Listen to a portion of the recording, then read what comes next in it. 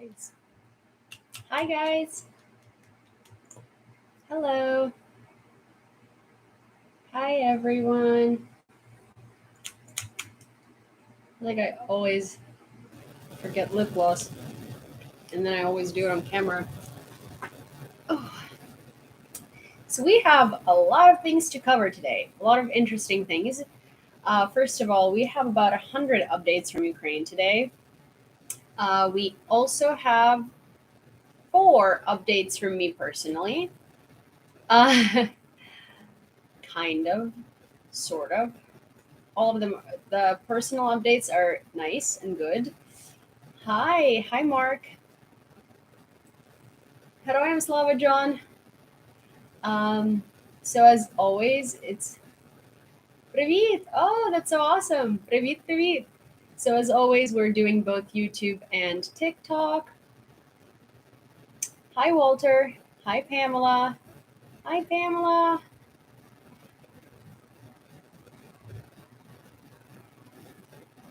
Hi, Tammy. Hi, everyone.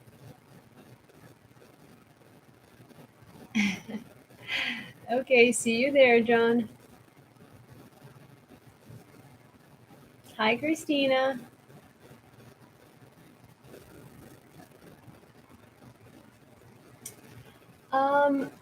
What do I have? Oh my gosh. So I have a couple of updates today. Hi, James. Yeah, of course. Do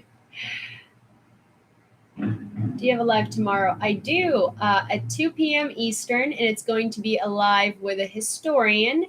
And we're going to be talking all things Donbass and Cossacks and all fun things like that. And our co host is going to be that Olga girl who's from Donetsk. Um, what was I going to say? Yes, so I have a couple of really fun things to show you. I'll wait a little bit actually before I got a package today from Ukraine, and it introduced itself with yellow tape that said "Good evening, we're from Ukraine," so I couldn't miss it in my mailroom by any means. The package came from Anastasia, who's my aunt, and my mom, and there were a couple of very fun things. Привіт, Canada. So there were a couple of very fun things in that package that I want to show you guys. James, no spoilers, but also not just that. There are a couple of very fun things that I wanted to go over, and then also I had somebody from UC Irvine reach out to me today, and I'm going to do a panel with them sometime soon. One of these days, probably on YouTube, because again, I know, but but basically, there is I'm gonna do a panel with them, and they're gonna be talking about hi, Peter. I'm okay. How are you? Hi, Lauren. Hi, everybody. So basically, somebody from UC Irvine had reached out to me. If you remember my roommate Hanako, she moved to California because she got a position at UC Irvine, and one of her interns at law. Well, she's teaching in law school, and one of her interns is basically working at an organization that finds sponsors for Ukrainians in the U.S. and they basically they take on the legal work pro bono, and it's a bunch of lawyers and law students working on it. And she was saying that they have a lot of issues finding sponsors because people don't realize that in order to sponsor a Ukrainian family for a year, you need to like prove that you have income, and that if they are if they're not able to provide for themselves, you're going to provide for them. It's basically similar to like a marriage, right? You have to show that you can provide for your spouse. And so an immigration marriage, I mean, like as in like a marriage to an immigrant. And so she wanted to see if I could like spread the information, but I figured that it would be much more fruitful if I had her name is Anastasia, on the panel talking about it and kind of explaining it from a legal side, because I've had a couple of people reach out to me throughout my time on TikTok asking me how to sponsor a Ukrainian. And while I don't know enough because I'm not within the legal field, she knows everything, and she also works at a pro bono organization that works with it, that basically provides legal services to Ukrainian refugees. And so I figured it could be very interesting to do a panel with that. Thank you. I figured it'd be very interesting to do a panel with that. Starting to watch you after hearing about you from Arbosis. Appreciate both your work. Oh, thank you so much. I really appreciate it. John Arbosis is very great, and I really appreciate all of his work and his dedication to spreading the news about Ukraine, and the fact that he is doing it daily and doesn't give it up. I really do appreciate that. Thank you. And so, yeah, so I wanted to do a panel on that. I'm still waiting on the mental health professional to give me her availability. I did not forget about that. We will still do that. What is my background? Like career wise or personal? Personal background is I am born and raised in Lviv, Ukraine. I moved to the United States at age 16 or 17. And I've been in New York ever since. I went to boarding school here, then I went to college, and then life happened, and now I live here. Career-wise, I am educated in psychology and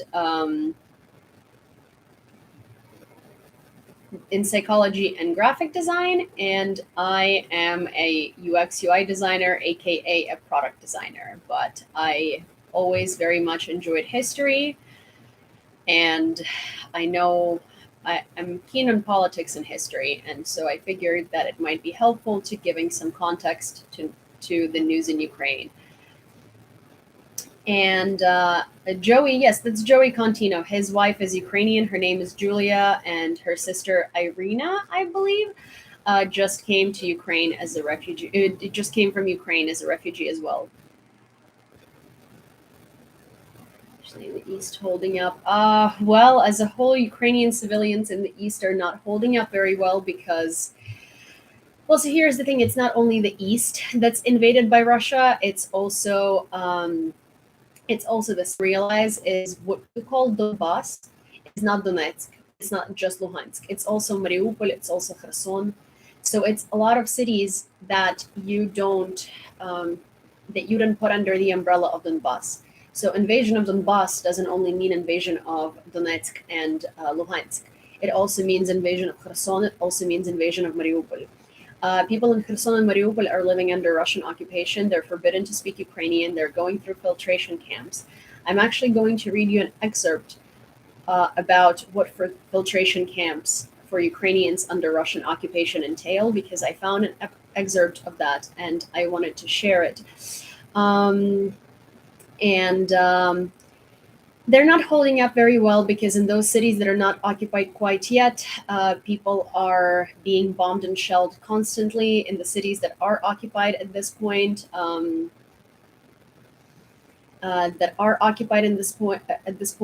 well, civilians are living in houses without windows, roofs, without doors.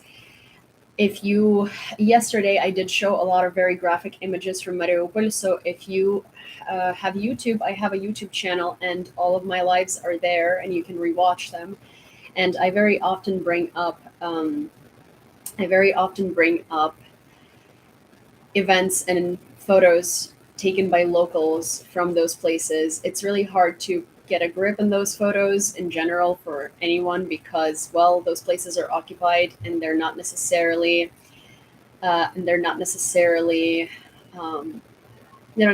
have service. The people didn't leave. Thank you so much. Thank you, Lisa. Hi, Sammy. I don't understand why people have not left yet. Some people were not able to leave because of financial situations. Some people were not able to leave because they are not mobile. Some people were not able to leave because they're old. Some people were not able to leave because they have relatives that have health issues that prevent them from leaving.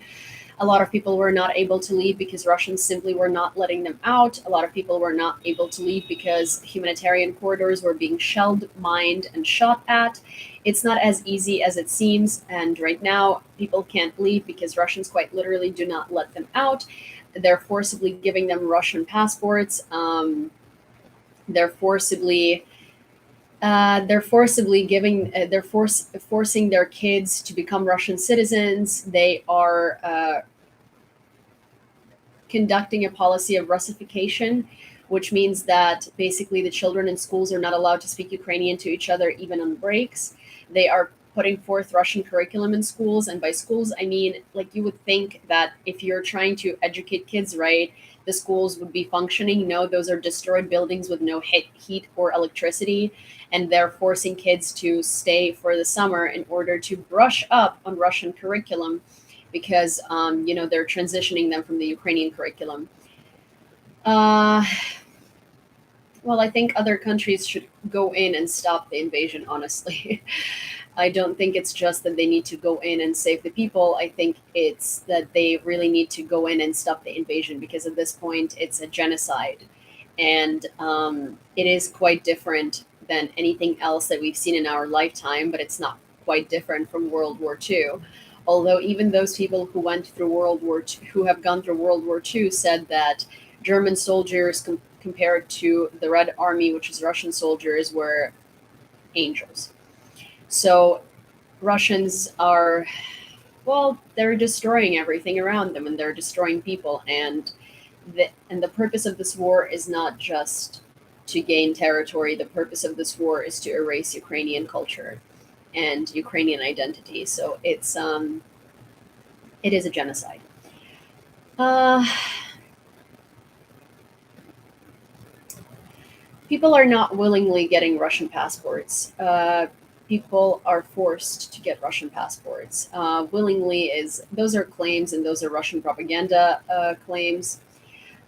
Basically, people have no other choice because people are going through filtration camps. And so basically, if you keep saying that you are Ukrainian, and if you keep standing up for your Ukrainian identity, you will be forced to go through filtration. They will claim you as a Nazi. They will torture you. They will.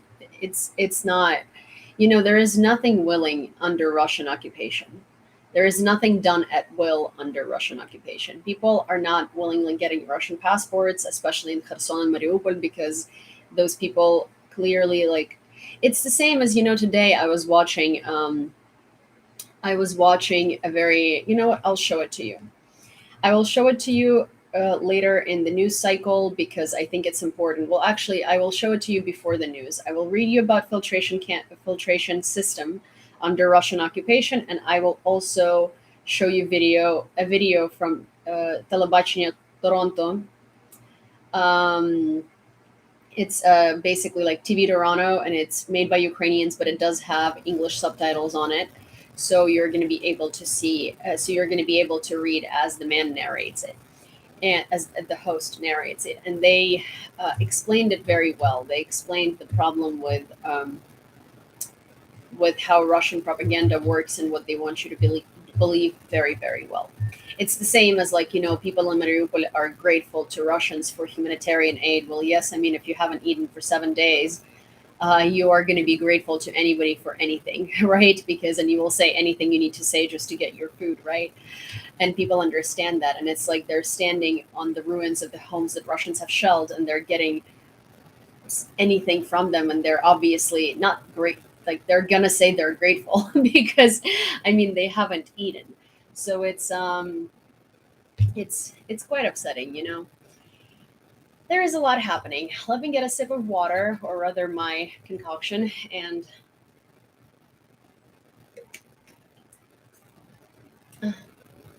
yeah, the mom spotted that really, really fast. So I was trying to find out what the seashell thing is, but I don't know. So okay, let's get to the important stuff.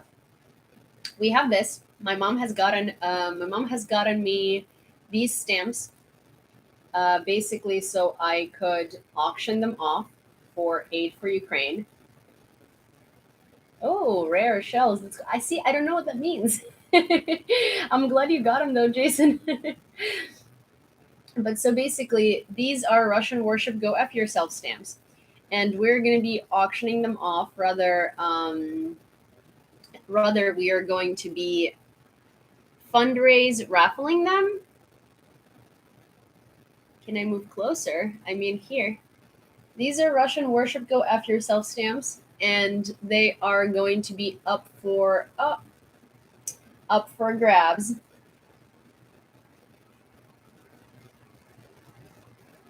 That's so funny.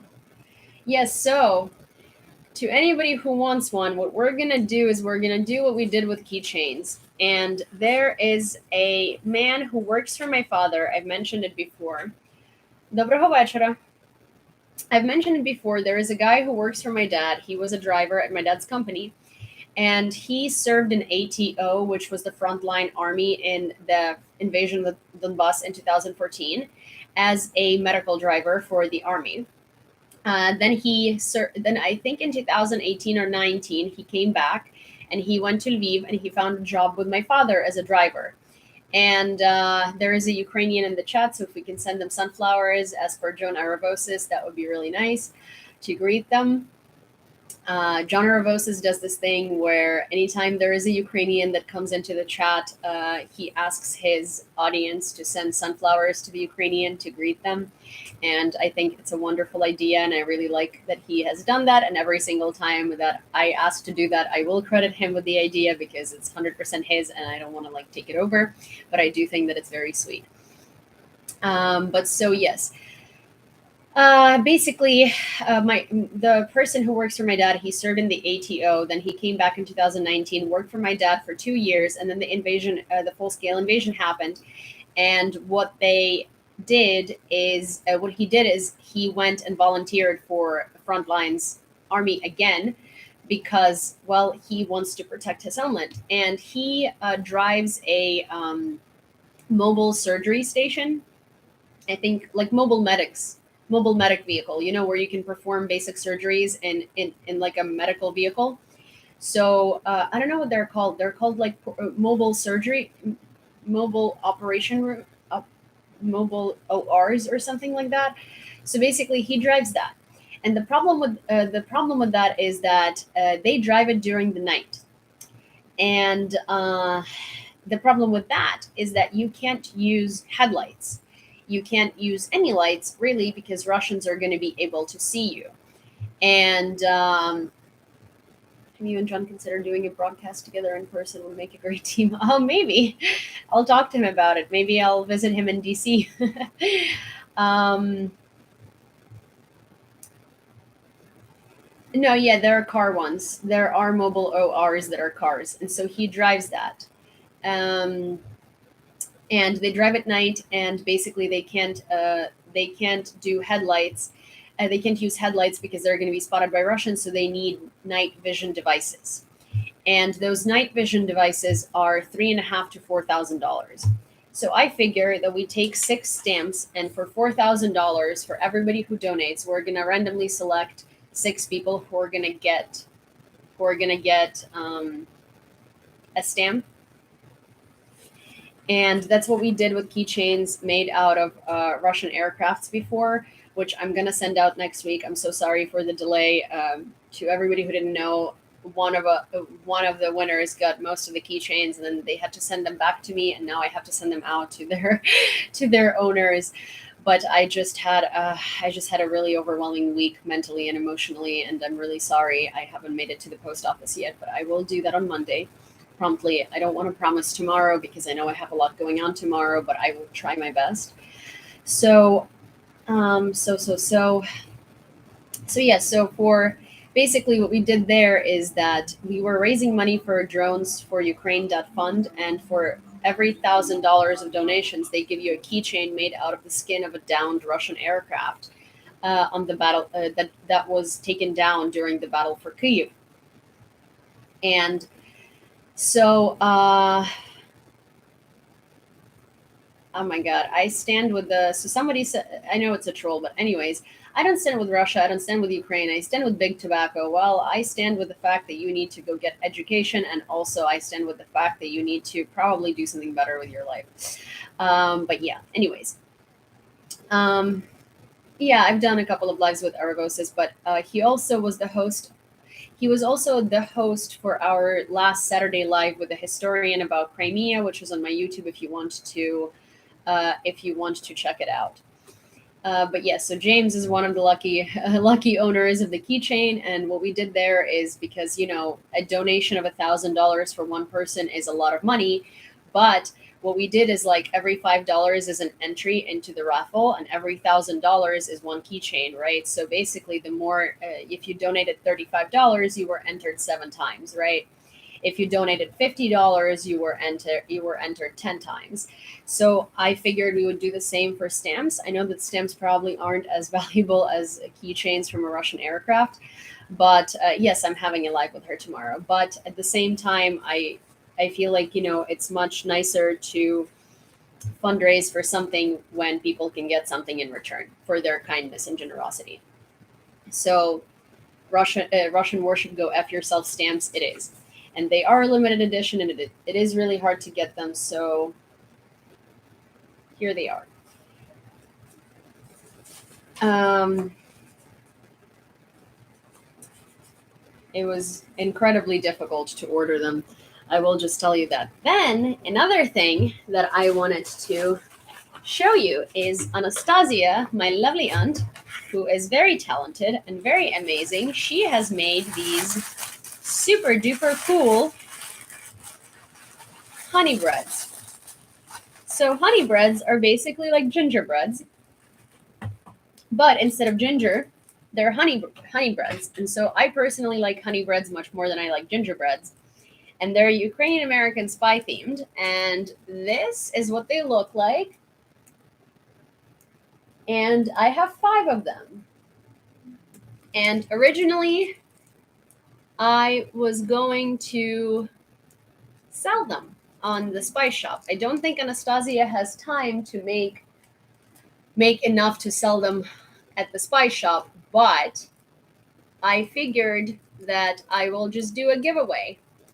I will just randomly thank 5 of you for having been here this whole time, and 5 of you will be receiving a package soon.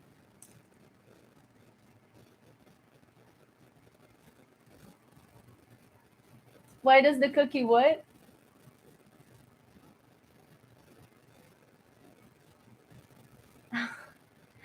What do you mean?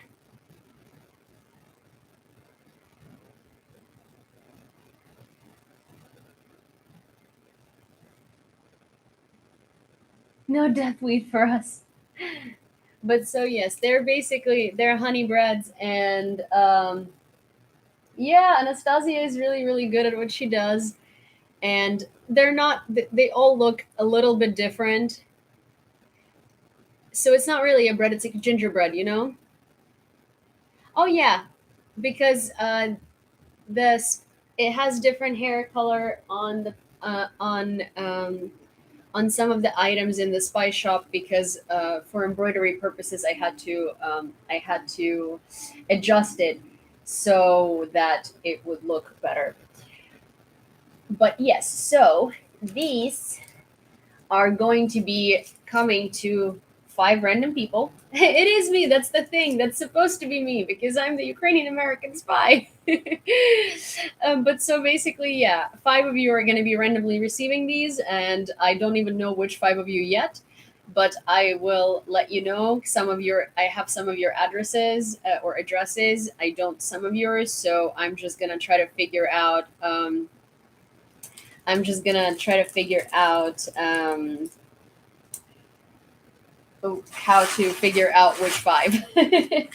I think it's most likely going to have to be Patreon subscribers because, well, first, I already have your addresses. Second, I feel like that would be a very, very, very, very, very nice way to thank you for having been subscribed to my Patreon.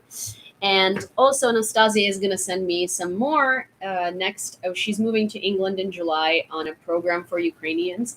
And she will be sending me some more before she leaves for England. So, this is not the last batch of them, it's the first batch. And hopefully, we will intermittently get some of the spy cookies sometimes. And you look too nice to be a spy. Well, thank you. I do really appreciate that. It's not about the looks though. It's because people were telling me that I don't sound Ukrainian enough to be Ukrainian, so I have been deemed a Ukrainian American spy. And then that brings me to my last point. Anastasia also sent me these coasters. They're handmade by a lady in Ukraine who has been working in the field of arts for 15 years.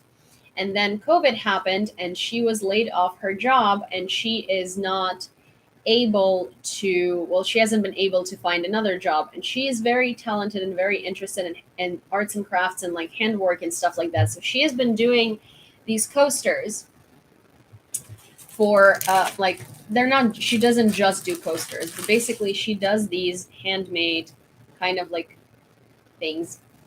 And they're very nice, and there are a lot of different ones with a lot of different colors and stuff like that. I personally actually like this side even more than I do like that side, but they are kind of like what are they called? Oh my gosh, what's I'm so lost. What's the knitted? They're knitted coasters. No, Matt, I know those are coasters.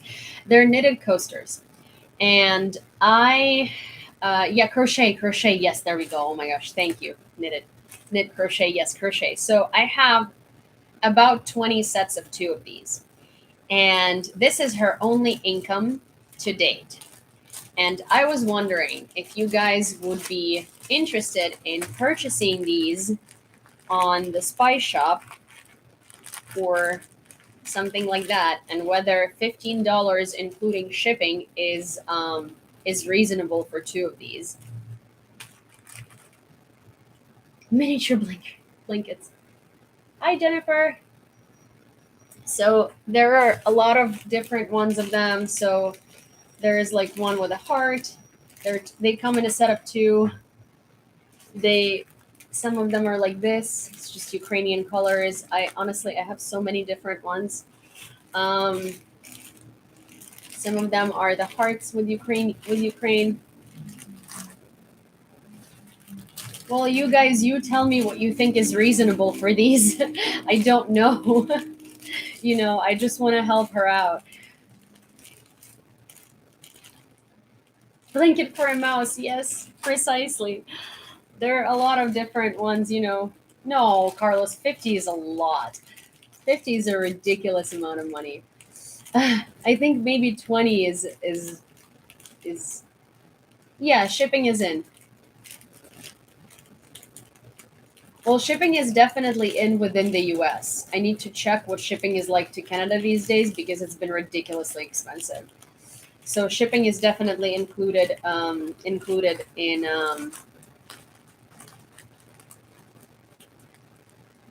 Sina, what's up? What's up? I was just hanging out with you. Okay, so hi. So basically, yeah, I will post these on the store probably tomorrow. The dog, yeah, I will show you the dog, but I'll probably post these on the store tomorrow. So if you guys are interested, please check them out. See you.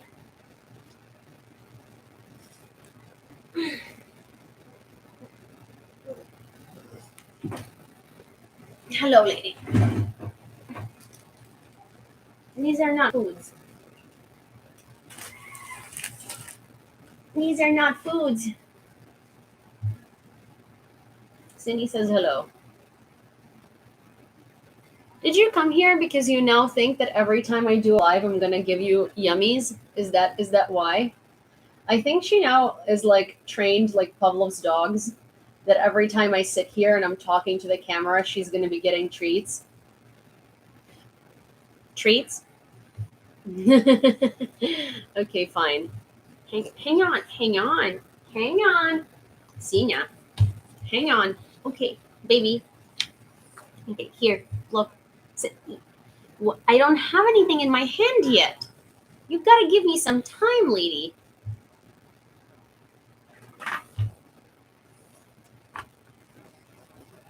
Listen, you gotta give me some time. I need to take them out first before before you go crazy.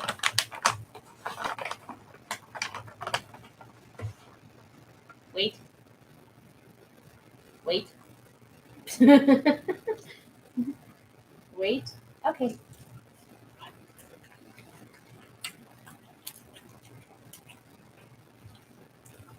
What?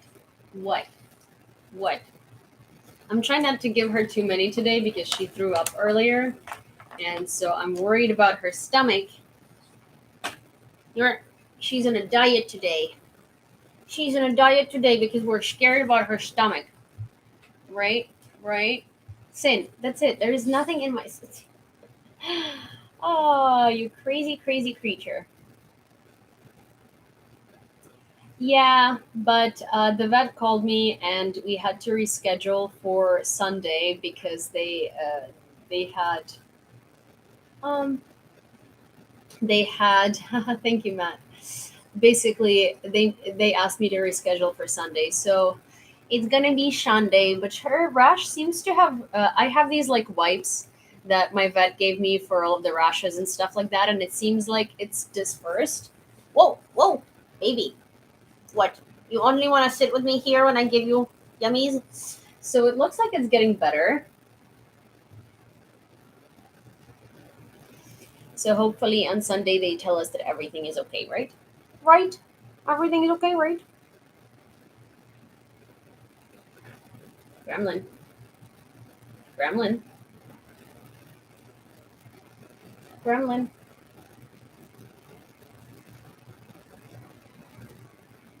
She's staring at the city. This is not how it works. You can't just be staring at them. They're not going to materialize in your mouth. That's not how it works, baby. Okay, Sinun. Sinun. Okay, Cindy, say bye. Say bye. Say goodbye.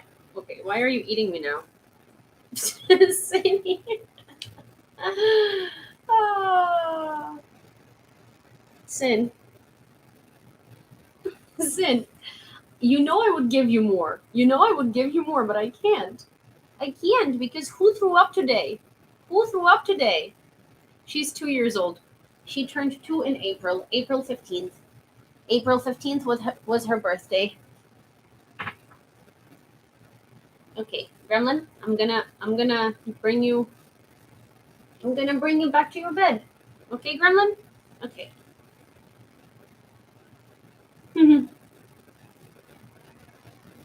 Oh yeah, I wanted to tell you. I always say this: if you want a dog, you get a dog. If you want a consistently 2-year-old baby, get a French bulldog.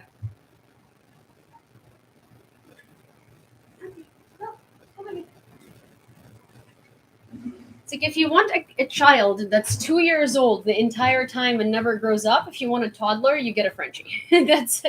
That's basically my consensus on what French bulldogs are. They're just toddlers that never grow up. So yeah, if you want a toddler, French bulldog. Dog, something else. But yeah. Okay, so I'm going to put the coasters down for now. Cindy, no. Look at that. Look at that creature. She's still sitting there and she's still waiting for treats. Dude, it's not gonna happen. No. Sin, don't give me that face. I wish you could see her face. Don't give me that face. No. You can just extort treats. That's not how it works, lady. It's just not how it works.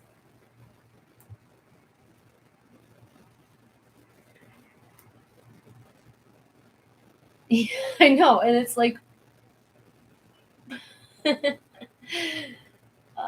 I know I know she is. I can see it. I can see it too. No. Oh my god. You're just grilling me.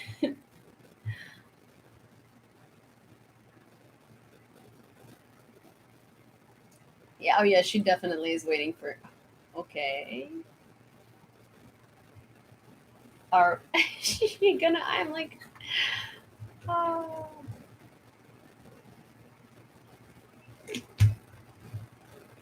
Oh yeah, she's not even blinking. She's not gonna blink. City,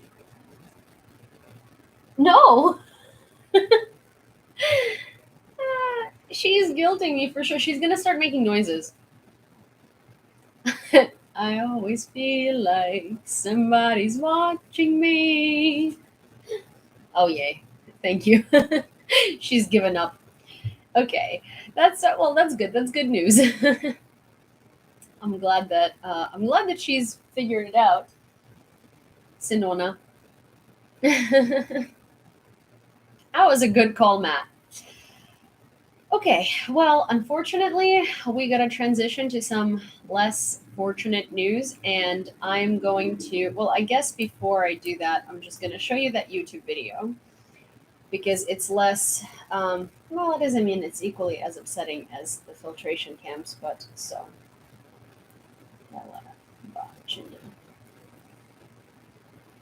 I will show you what I wanted to.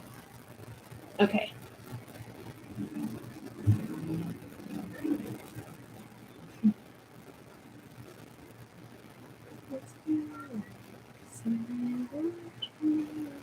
Okay, so let me see because I want all of you to be able to see what's happening. Большие разрушения оставили после. First of all, in Russia, they claim that it's Ukrainians, Ukrainian Yazis, who have destroyed Mariupol, which is a fun fact. Let me do this. I want you to be able to see. Okay. Okay, so do you see it mirrored on YouTube or not? I am. So for those of you who are on YouTube, do you see it mirrored or not? No, this is not the good-looking doctor. Okay, so. Окупований Маріуполь. Інформація про те, що відбувалось з початку війни у оточеному окупантами місті, довгий час була скупою та уривчастою. В Маріуполі надовго зникли світло, мобільний зв'язок та інтернет. Спочатку світ бачив масштаби руйнувань, завданих росіянами, завдяки журналістам. Після евакуації журналістів, в основному завдяки фото та відео з місцевих телеграм-каналів та соцмереж. Інколи маріупольцям вдавалось приховано вивести свідчення бомбардувань та вбивств через блокпости окупантів. Певний час ми могли дізнатися, що коїться у місті завдяки відеозверненням героїчних захисників Азовсталі. Слава Україні! Маріупольський гарнізон вже 70-й день сам на сам протистоїть переважаючим силам противника. З 25 квітня ми тримаємо кругову оборону на заводі «Азовсталь». Потім настала повна окупація і почали з'являтися нові відео з міста, де тепер хазяйнують росіяни. Все эти люди стоят за гуманитарную. Дом 7. Я пообщалась с людьми очередей. Они сказали, что очередь за гуманитарной помощью начнется и получишь ее дня через 2-3. Нещодавно маріупольський ютуб-блогер Олексій опублікував серію відео про те, як останніми тижнями виглядає Маріуполь. Вот такие вот разрушения, друзья, вообще ужас просто. Просто ужасно. Я специально еду вокруг драмтеатра. По окружной, смотрите, какой страшный вид. Ай-яй-яй-яй. Плиты перекрытия висят. Говорят, что под завалами очень много еще людей мертвых. Екскурсія Маріуполем справді концентроване жахіття, і літня зелень не може приховати масштаби руйнувань. Так вот девятиэтажки выглядят. Возле роддома. Вот он роддом. Вот напротив роддома попадания авиабомбы. Ну, тут люди когда-то жили. Буквально 2 месяца назад еще кипела жизнь. Все у людей было хорошо. Понад 20 тисяч загиблих, десятки тисяч примусово депортованих до Росії. Досі в Маріуполі фактично в заручниках у окупантів залишається понад 100 тисяч містян, яким не вистачає їжі та питної води. У літню спеку місту загрожує епідемія інфекційних хвороб через гори сміття прямо на вулицях. Окупанти вже почали зносити залишки розбомблених будинків і вивозити їх разом з тілами загиблих під завалом. Але не все так погано у Маріуполі, якщо сприймати реальність через російську пропаганду. В Мариуполе возвращается мир. Восстановление Мариуполя идет полным ходом. Жители приводят в порядок улицы, ремонтируют здания, в том числе школы. Петербург поможет разрушенному украинскими неонацистами городу вернуть былой облик и стать еще краше. В Мариуполе заработали несколько центров, куда привозят гуманитарные грузы из России и ДНР. Сюжети пропагандистів про Маріуполь – це пекельна суміш цинізму та трупожерства. Місто, у подвір'ях і підвалах якого поховані тисячі його мешканців, росіяни називають звільненим, а знедолених містян на межі голоду – вдячними. І в першу чергу Росія налагодила в зруйнованому Маріуполі видачу гуманітарної допомоги у вигляді безкоштовної брехні. Здесь выдают хлеб, ну а рядом можно узнать новости. В городе на улицах появились вот такие мобильные экраны, транслируют даже российские телеканалы. Уявіть, в окупованому росіянами Маріуполі навіть є російські телеканали. Хліб маріупольцям теж, схоже, видають в обмін на те, щоб вони забули про вбивства своїх рідних, близьких та сусідів. В кожному місці, де маріупольці змушені отримувати їжу та воду, окупанти ставлять величезні мобільні екрани, де на фоні ними ж розбомблених будинків транслюють свою пропаганду. К сожалению, нанесла война, развязанная киевским режимом завоевания. Итогом 2022-го считать товарооборот, вероятно, будут уже в рублях. Теперь Азовсталь полностью под контролем народной милиции ДНР и российской армии. Росіяни хизуються своїм перевинайденням каральної терапії з механічного апельсину, а у мешканців міста немає іншого виходу, ніж терпіти цю наругу в очікуванні їжі та води. Дети в Мариуполе уже знают, у российских спасателей для них есть угощение, конфеты. Держи. Это первая конфета за 3 месяца. Так что спасибо большое. Звісно, це не перевершений у своїй мерзенності спосіб викликати у маріупольців стокгольмський синдром. Адже коли кат дає вибір скинути на твоїх дітей чергову бомбу чи взяти у нього цукерку, то ти будеш вдячний йому за порятунок. Пропагандисти смакують зруйновані життя маріупольців та пишаються тим, як ті повністю залежать від подачок з Росії. Бо коли ти забрав у людей тупо все та взяв їх у заручники, то роздачу їжі голодним можна перетворити на марвелівський подвиг. Люди живут, работают, надеются на поддержку России и с благодарностью принимают помощь. В этот раз им раздали 400 продуктовых пакетов. На недельку хватит. Все, держитесь, будьте здоровы. Ой, вы нам очень помогли. Спасибо. Втім, всі свої витрати на так звану допомогу Русня чудово компенсує розграбуванням залишків Маріуполя. Так, навіть у вщент зруйнованому українському місті вони знайшли те, що можна поцупити. Але на цей раз спробували придумати для крадіжки культурну назву. В Маріуполі запрацював торговий порт. Мариупольский морской торговый порт. Первое предприятие, которое заработало в освобожденном городе. 2500 тонн. Именно такое количество горячего катанного листа в рулонах погрузили сотрудники порта. Морские порты Мариуполя и Бердянска работают в штатном режиме и готовы к отгрузке зерна. Росіяни розмінували Маріупольський порт, щоб їм було зручніше красти та вивозити метал та зерно. Але видають це за індустріальне відновлення міста та фіксують свої злочини на камеру. Они ждали этого чуть больше 3 месяцев. Для Донецкой Народной Республики важно, чтобы порт работал. А возобновление его работы – это процесс созидания. Майже в кожному сюжеті пропаганда наголошує, що вони могли відновити Маріуполь дуже швидко та зробити з нього нове Монако. Але їм заважають катастрофічні руйнування, які нібито залишили після себе українські військові. У наших специалистов большой опыт по спасению жизни и разбору завалов, но, признаются, такого не видели никогда. Ремонтные работы ведутся не так быстро, как хотелось бы. Слишком большие разрушения оставили после себя ВСУ. Навіть не хочеться шукати порівняння для такого перекручування фактів, бо знайти щось схоже за рівнем мерзенності майже неможливо. Пропаганда хоче змусити свідків воєнних злочинів забути те, що вони бачили. Задля цього Русня приходить на місце власних злочинів та відверто глумиться над жертвами. Поисковые работы завершены и в драматическом театре. Именно его боевики использовали для провокации и создания фейков. Пытались обвинить российскую армию в том, что наша авиация якобы нанесла по театру ракетный удар. И здесь будто бы погибли сотни мирных жителей, которых азовцы держали в заложниках. В руїнах драмтеатру, де від російського бомбардування загинуло декілька сотень людей, окупанти навіть почали проводити пропагандистські екскурсії. Да, верхние этажи практически все спалены. Все позиции были заняты украинскими вооруженными формированиями еще 22 февраля. Доказательная база уже есть, мы это все видим, это налицо. И, конечно, господин Зеленский и все остальные, кто давал вот такие вот преступные приказы, отдавал, понесут свое заслуженное наказание.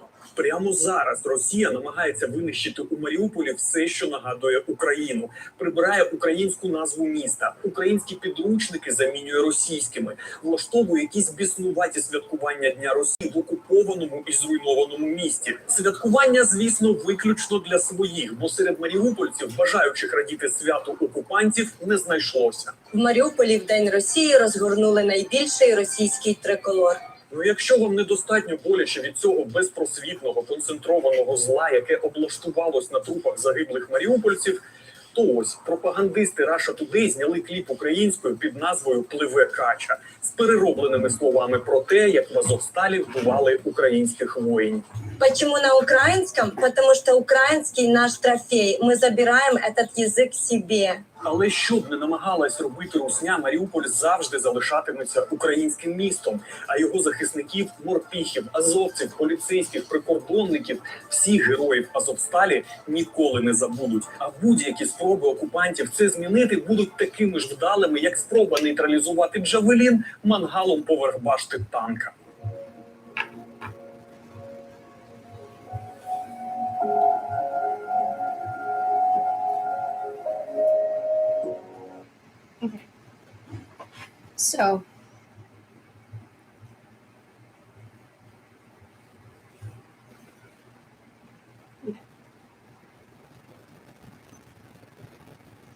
So, this is Mariupol today. And this is how Russians make you believe that people are grateful to them. See, this is how Russian propaganda works. Yeah. Why did we... The most disturbing thing is, why did we sing it in Ukrainian? Well, because we're taking the language. It's our trophy.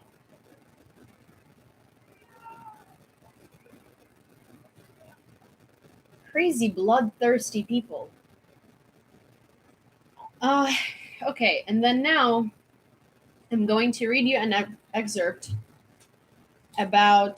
I'm sorry that the news are heavy today. I am going to say some very nice things afterwards. There are some good news, but I just wanted to get all of the worst ones out of the way first. Hi.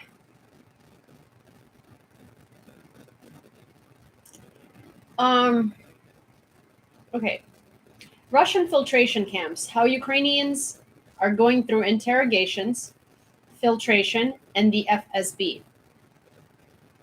Even before the start of the full-scale war, the Russian authorities began to evacuate residents of the temporarily occupied parts of Donetsk and Luhansk to Russia.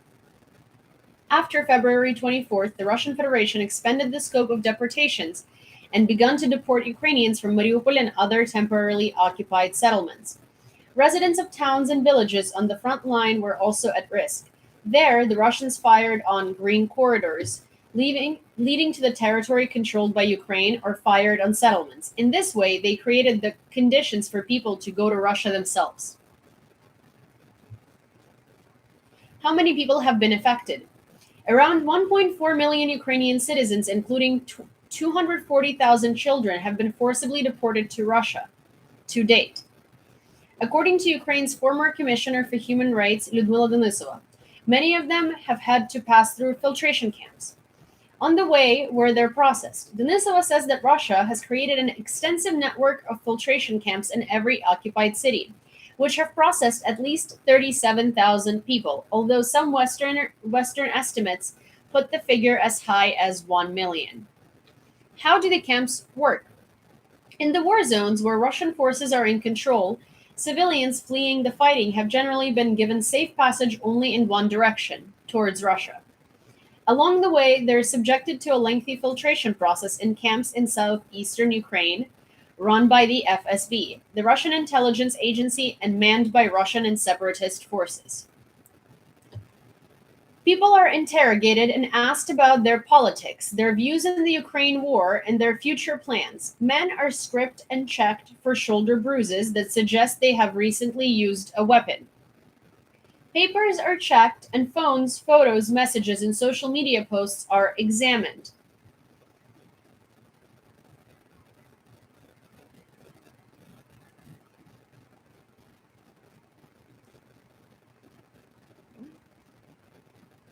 Social media posts are examined. There are many eyewitness accounts of beating and torture with electric shocks. Sometimes this process takes a few hours, sometimes days, weeks, or months. Those who pass can proceed to Russia. Those who don't stay in the camps or are removed to other detention facilities. Many stay in camps in parts of Russia near Ukraine, such as the cities of Taganrog and Rostov. Some are given Russian documents and forcibly relocated to economically depressed areas of Russia, which is basically most of Russia. In some cases, Ukrainians have been sent to Siberia and to Sakhalin Island of the Pacific coast. In return for surrendering their passports, they're promised to be given housing and a small amount of money. Some have been able to make their way out of Russia into Georgia, Belarus, or Estonia, often with the help of networks of volunteers. What happens to the others? Some remain in the filtration camps where conditions are frequently appalling and illness is reportedly rife. Some may have been drafted into pro-Russian separatist forces, and some have simply disappeared. There are alarming accounts, says Michael Carpenter, the U.S. ambassador to the Organization for Security and Cooperation in Europe, of people suspected of pro-Ukrainian sympathies being beaten or tortured and then transferred to the Donetsk region, where many are reportedly disappeared and murdered. One Ukrainian witness from Mariupol heard one of the soldiers guarding a camp say, "I killed 10, and I didn't count further." Why is this happening? Firstly, to assert control over occupied areas. Lyudmila Denisova thinks that the centers are being used to wipe out any officials, members of the Volunteer Territorial Defense Forces, activists, or anyone they consider a threat. Mariupol's exiled city council says that the system is also designed to locate people who have witnessed Russian atrocities and to ensure that they're not able to spread their reports. The process is also designed to erase Ukrainian identity. By depopulating occupied Ukraine and redistributing large numbers of people to Russia, where the hope is that they will boost dwindling populations and where their children will be educated as Russians. The process of passportization, giving Ukrainians Russian passports or forcing them to have them by creating more Russian citizens, also becomes a pretext for further intervention in Ukraine. Russia for you. And I have a video to show you that's, again,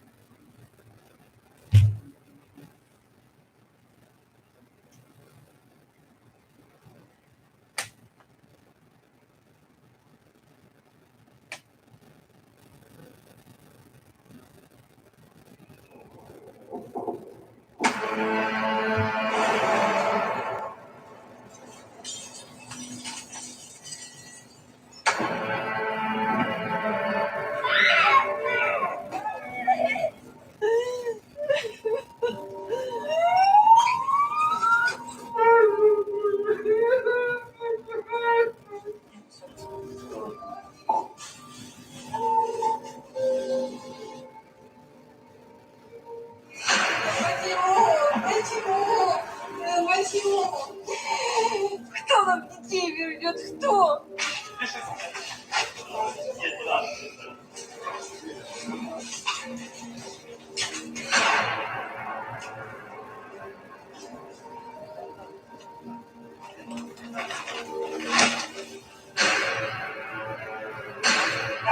Не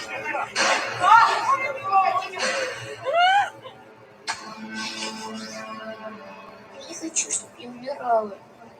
Хочу, чтобы быстрее это все закончилось.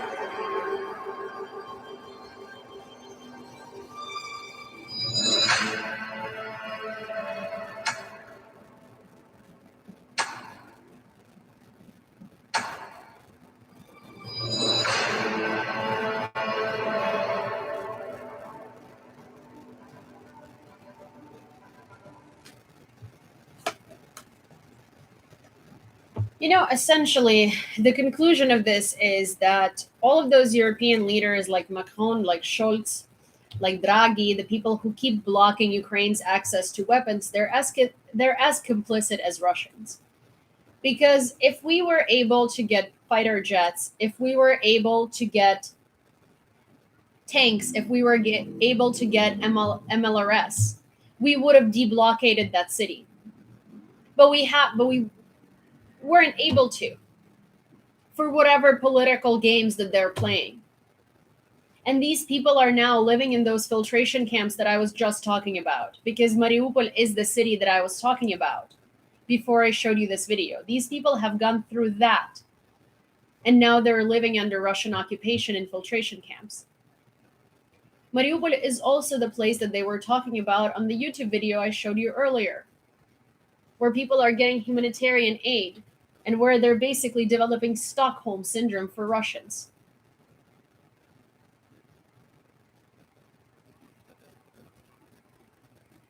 And you know what would have helped? Fighter jets. Fighter jets would have helped. You know when we needed them? 3 months ago. Kherson and Mariupol are going through this because no one's willing to give us fighter jets, because that could piss off Putin. Oh, could it piss off Putin? Why are we so interested and why are we so concerned with what pisses off Putin? We should piss off Putin. We should piss off Putin. And we should destroy him.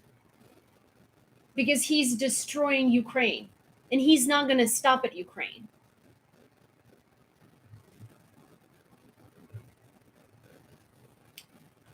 Now, in the great news, Ukraine has been granted EU candidacy. So Ukrainian EU candidacy has been approved, which, is kind of bittersweet for me. Because first of all, candidacy doesn't mean membership, and Hungary and a lot of other countries are going to keep blocking it, and we can be stuck in that limbo for another 15 years. But also, given how Europe has been reacting to this war, and given how Europe has been tiptoeing around Russia, how Europe has been buying gas from Russia, how Europe has been letting Ukrainians die in order to fulfill their own economic needs and their own economic gains, I don't know why. I don't know why we would even want to be a part of EU. Yeah, EU is going to help Ukraine economically. EU is going to help Ukraine with import-export. EU is going to help stabilize our currency. But it's just, it's so sad because we wanted to be a part of EU for so long. We've done everything to qualify, to be good enough for EU. We've supported EU so much. We've always had such a bright opinion of EU. And we have never done anything other than be very, very nice and very grateful. And now, it just kind of looks like the EU doesn't care about us. And the EU is letting us die for bureaucracy, for money, and for politics. And yeah, sure, thank you for giving us the candidacy. That's very sweet. You know, I think Ukraine deserves to be a part of EU at this point, but EU doesn't deserve Ukraine. That's what I think it is.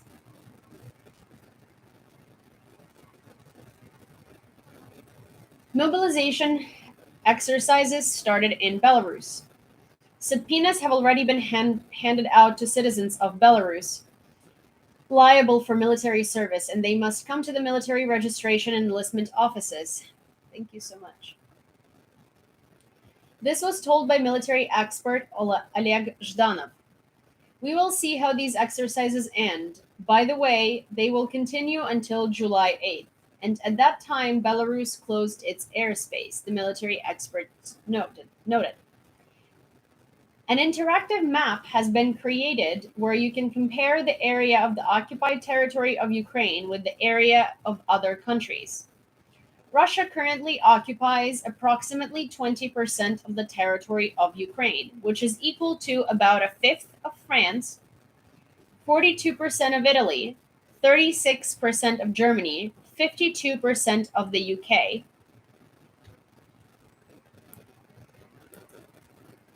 I am going to post that website in my link in bio.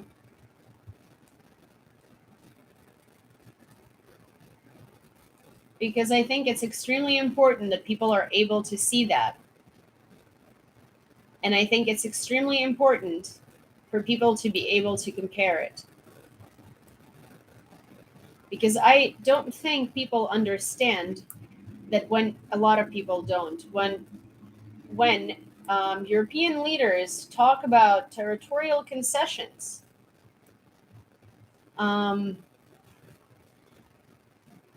you're telling us to give up an entire country worth of people.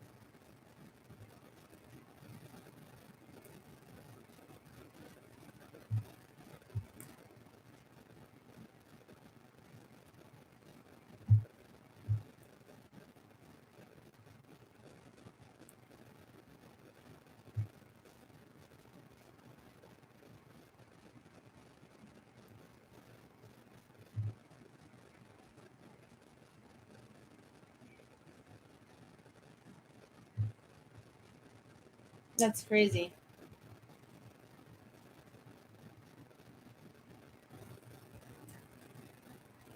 Over half the size of the UK, yes. And also, it's 4.4 times Albania. It's a very interesting website. I'm going to, you know what? I'm going to, for those of you who are on YouTube right now, I am gonna send you, I'm gonna send a link on YouTube. Oh, wait. Here, 1 second. Let me just go. Oh, there we go. Okay. It's on YouTube now. Pin message. It's pinned and you can look it up.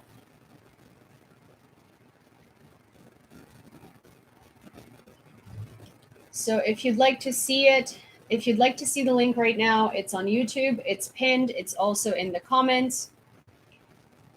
So there we go. You can compare it to any other country. Russian troops conducted unsuccessful offensive operations northwest of Slavyansk, while Ukrainian troops resumed preparations for a counteroffensive west of Izum, Institute for the Study of War. Other findings of American war experts: Russian and Ukrainian forces clashed north and northeast of Kharkiv, although no significant territory changes hands. Russian forces continued to reinforce severe positions in the northwest of the Kherson region, probably in anticipation of a Ukrainian counteroffensive in the region. Russian troops continued to carry out ground strikes against Severodonetsk and settlements along the Ukrainian land communications to Lysychansk. The leader of the DPR, Denis Pushilin, continued the discussion and signing of patronage agreements with the Russian regional authorities. Let me do this for a second, and I'm going to move the camera a little bit, because I feel like when I look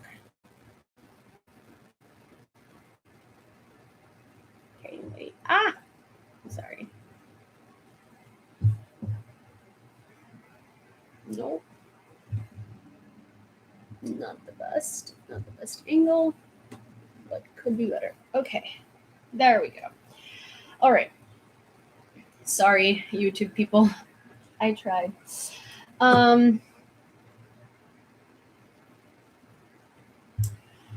Okay, there are satellite images of Russian ships that take grain stolen in Ukraine to Syria. Maxar images from May shows 2 Russian-flagged bulk carriers moored in Russian-occupied Sevastopol. The ships are loaded with grain. Later, these same vessels have already been seen off the coast of Syria, with open hatches and semi-trailers for the export of grain. The June images also show another ship being loaded in Sevastopol with grain stolen from Ukraine. Maxar calculated that this year Ukrainian farmers planted 30% fewer fields than last year, and as a result, the corn crop could be 54% less than last year, and the sunflower crop 40% less. An updated map of the situation in eastern Ukraine from European war experts. According to them, the invaders continue to move from Izum towards Sloviansk. In this direction, battles continue in the settlements of Bohorodishne, Dolina, Krasnopolya.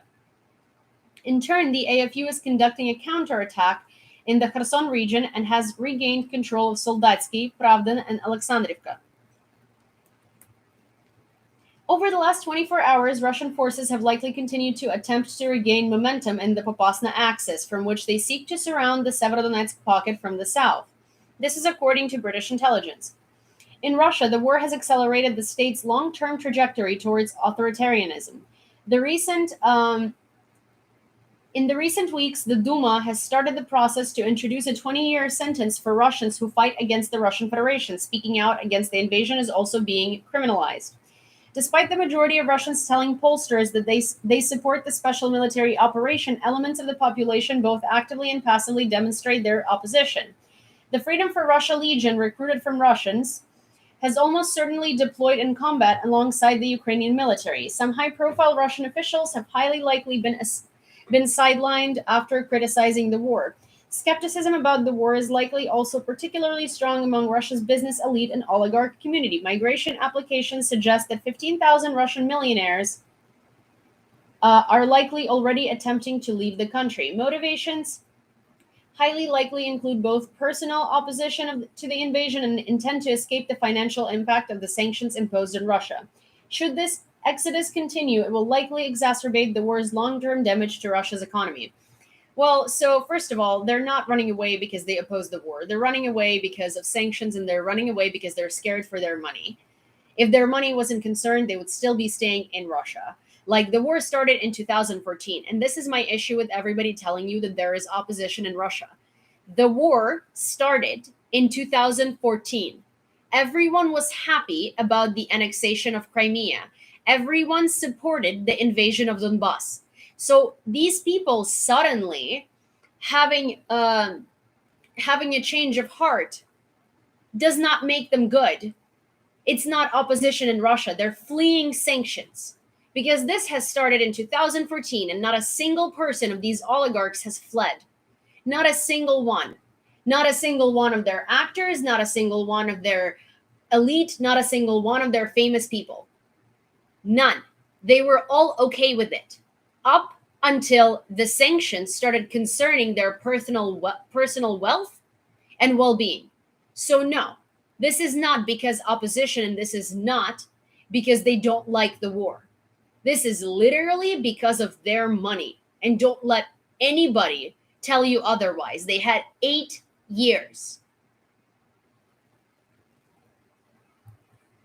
I'm not about to give them credit today. And also, maybe instead of fleeing Russia in large numbers of millionaires, like 15,000, maybe try to do something to take down your cruel dictator. Honestly, Russians trying to say that they're good because they're fleeing Russia is like abominable to me. What do you mean? So you're a rat who's running away from the sinking ship and you want me to thank you? Are you crazy? No, absolutely not. If you spoke out in 2014, if you protested in 2014, if you did something in 2014, if you used your power and influence in 2014, sure, I think that your intentions are right.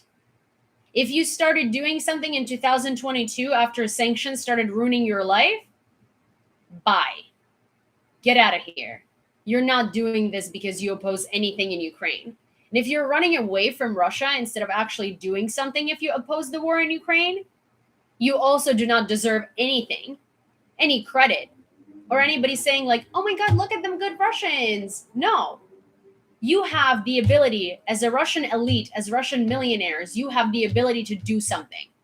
And you're running away because you want to save your money while Ukrainians are giving their lives. No. Ukrainian President Volodymyr Zelensky addressed the participants of the Viva Tech trade show in Paris as a hologram, making a reference to Star Wars. It is unusual for presidents or head of governments to use a hologram to address people, but this is not the only aspect of Star Wars that he will put into practice. He will also defeat the Empire, Zelensky said to those gathered at the forum. Note that Zelensky's t-shirt is also themed. Further, the president stated the importance of Lend-Lease and technological cooperation during the post-war reconstruction of Ukraine.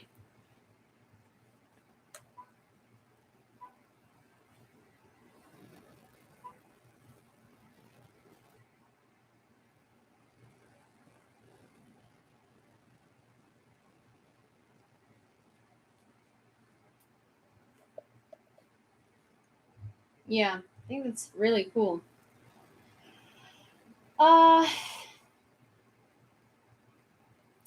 Harpoon missiles hit the Black Sea tug of the Black Sea Fleet Vasily Biek while it was transporting ammunition, weapons, personnel, and SAM's TOR to Snake Island. Yeah. Enemy moved away from Zolota. 6 dead in Lysychansk and Severodonetsk, head of Luhansk Army, Serhiy Haidai. As a result of a missile airstrike on the House of Culture, 3 people died. 7 are in hospitals. Another air attack destroyed a dispensary where people could be. A local resident was killed by shelling on the street. A mother and son died in Severodonetsk.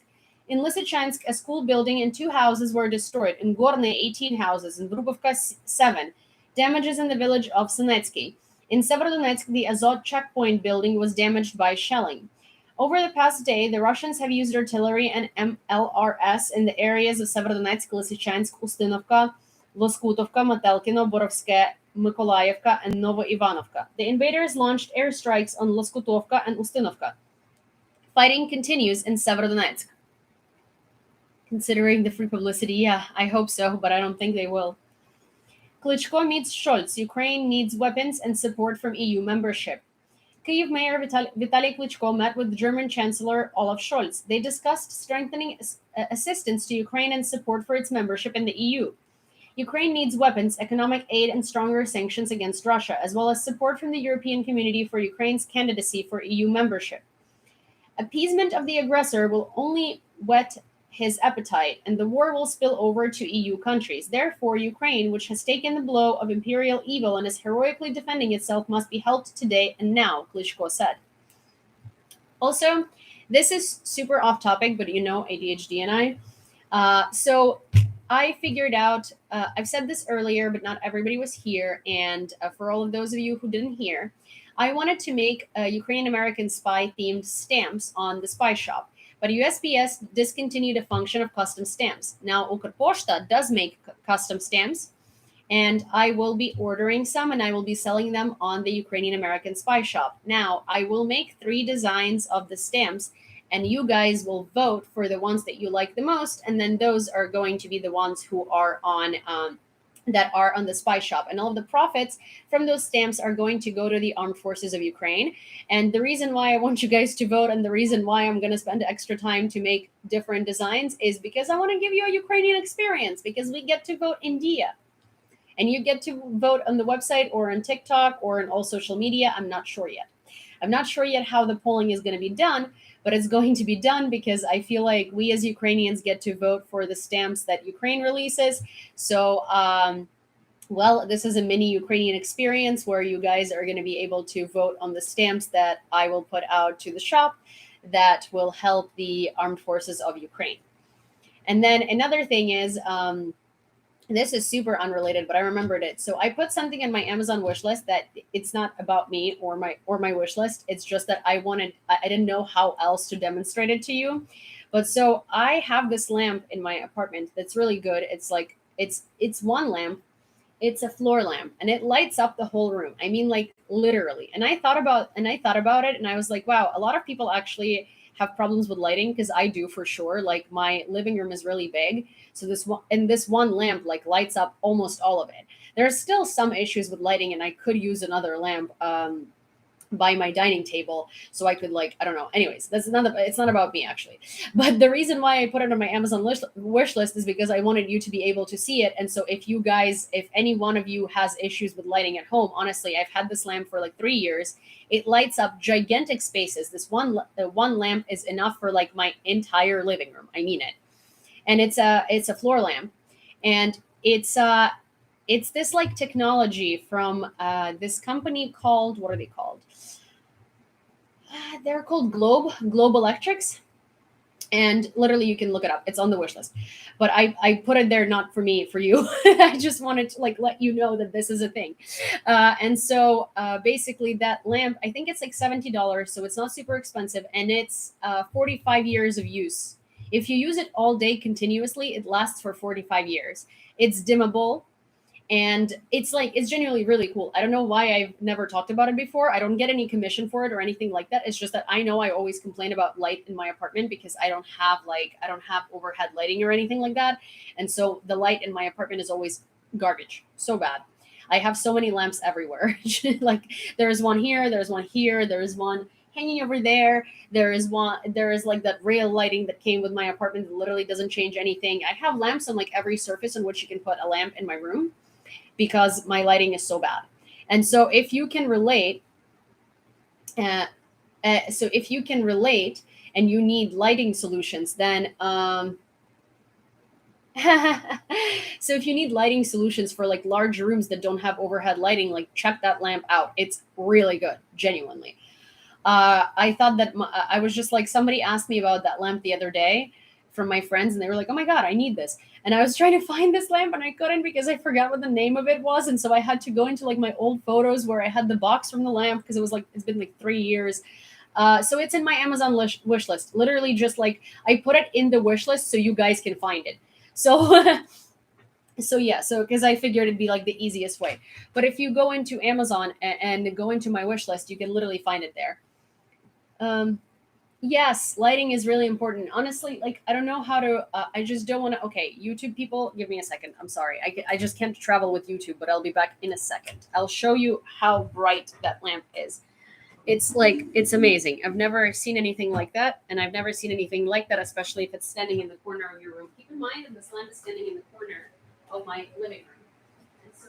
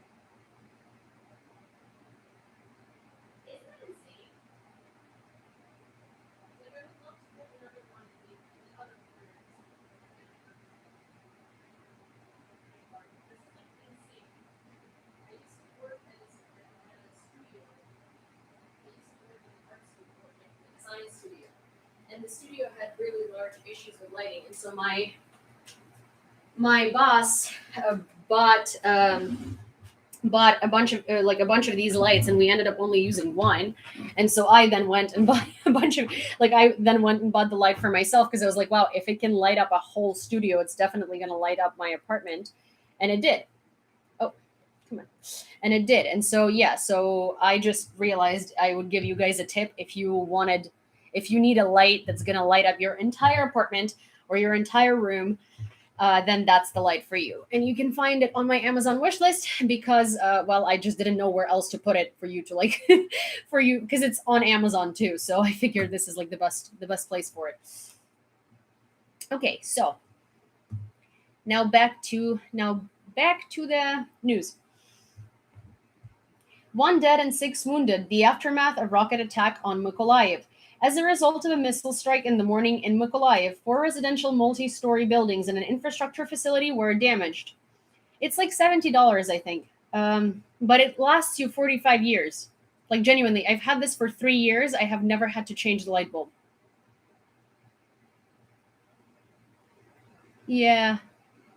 Yeah, it's 70. I think the white one is like 77 and the black one is 70.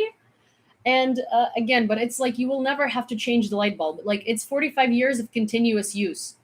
So if you were to like if you were to turn it on and it would run for 45 years, it would it would run for 45 years. And another thing is that it's like some like revolutionary technology, and it basically uses less electricity. So like it's not as expensive electricity wise as like other lamps are. It's really great, honestly. Like, I would recommend this lamp to everyone and anyone. Okay. So, two pensioners, so retired people. Well, James, whatever it does, it's a great lamp. 2 pensioners wounded as a result of shelling in Kharkiv region the day before. That's cool. According to the head of the Kharkiv Army, Oleg Senegubov. Volodymyr Zelensky addressed the participants of the dialogue of the Prespa Forum. Any serious discussion of the security architecture in Europe must be based on the need to free Europe from the chains of dependence that the Russian state has been creating for decades. Security is simply impossible without this, and it is the same for the north of Europe and for the south, and for the west and for the east. That is why such sanctions against Russia are needed for anti-European policies, so that they will remember the price forever, including the food crisis.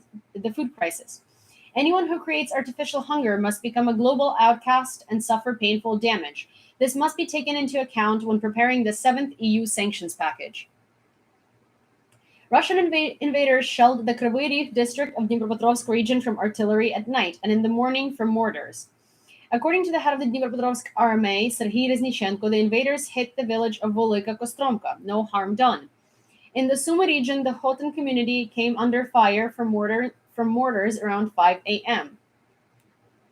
More than 900 children suffered as a result of the armed aggression of the Russian Federation in Ukraine. According to the official information from juvenile prosecutors, 322 children were unalived and more than 581 children injured. On the ship Vasily Bech, 70% of the crew was hit. This was the result of the Ukrainian Harpoon missile hitting the ship. In the Russian Federation, they say again that they did not invade Ukraine and that they are not afraid to show themselves as they are. Russian Foreign Minister Sergei Lavrov, in an interview with the BBC, in an interview with the BBC, answering a journalist's question, made a number of statements. I don't understand why they still interview them. Why are they giving them the time of day? Why are they giving them the time to make up excuses? Like, clearly, every time they say something, it's farce. Like, they keep saying they did not invade Ukraine. Why are international publications still interviewing these people? Why are they giving them airtime? Why are they giving them attention? Like, it drives me crazy. We did not invade Ukraine. Sorry, I'm going to read it. We did not invade Ukraine. We declared a special military operation. When we no longer had any way to explain to the West that it is engaged in criminal activities drawing Ukraine into NATO. International officials are under pressure from the West and very often act as a mouthpiece for the fake news that the West is spreading. Russia is not white and fluffy. Russia is what it is, and we are not shy about showing ourselves as we are.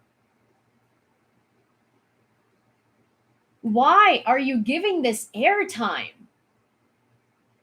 Why?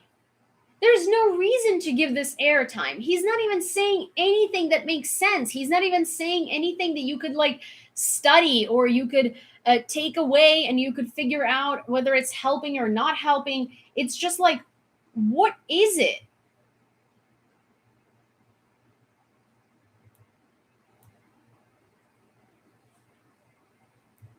Why? The US has accused China of supporting Russia. China responded. The US Department believes that China supports Russia in the Ukrainian issue as it ignores the obligations of a permanent member of the UN Security Council in matters of the Russian-Ukrainian conflict. It's a war. In China, they said they're against the adoption of measures aimed at adding fuel to the fire, thank you, Tammy, of the conflict in Ukraine, which could lead to an escalation of the situation, and that China is making every effort to diplomatically resolve the conflict. Oh, thank you. In the video, the country's third aircraft carrier, Fujian, is launched. The ship is entirely designed by China.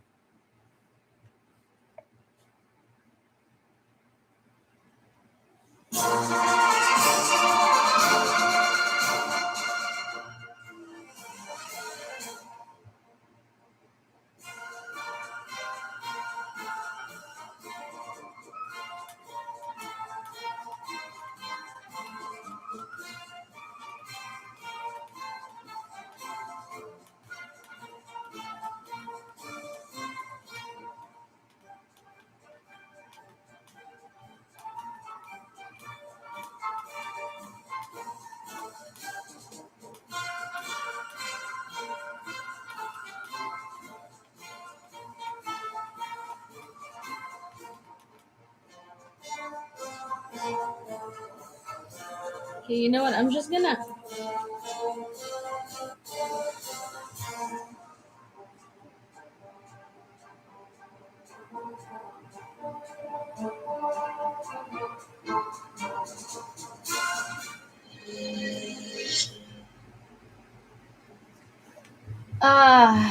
Also, my roommate just sent me a meme, and I think that this is the best. This is the best that this Zelensky Macron meme has been incorporated, and I think this is perfect.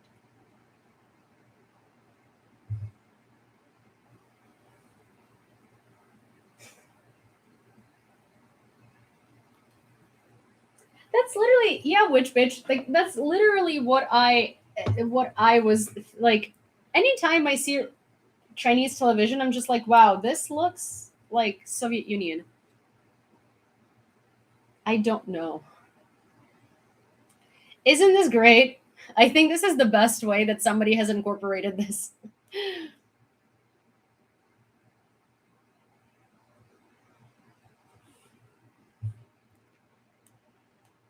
In Russia, they announced the shelling of the Kursk region bordering Ukraine. The local governor, Roman Starovoyt, reported that at about 5 a.m., yeah, I saw that one too, Kat, reported that at 5 a.m., the border village of Gorodeevka in the Karenevsky district, located near the border with the Khotan community of the Sumy region, was shelled. It should be noted that at this very time, the invaders fired mortars at the Khotan community in the Sumy region. Russia has already strategically lost the war in Ukraine, head of the British Armed Forces Admiral Tony Radakin. According to him, Putin has already used about 25% of the power of his army, and this is to retake a tiny part of the territory and get about 50,000 dead and wounded Russian soldiers. In addition, with the war in Ukraine, Putin has strengthened NATO, which Finland and Sweden are going to join. This is a terrible mistake on the part of Russia. Russia will never take control of Ukraine. BBC quotes the words of a British officer.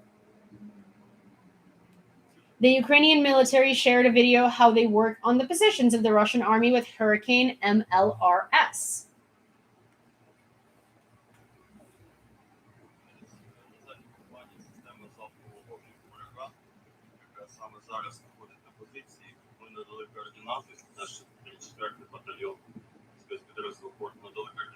Зараз відпрацюємо по цих координатах. Зараз ми подивимося, як летять 6 касет, і дуже сподіваємося, що вони влучать.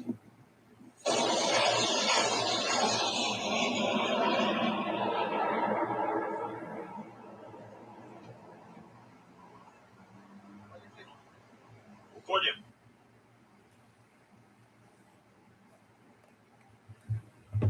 Yeah, that's what I've been saying. We need to stop electing 75-year-olds for officials. That's true.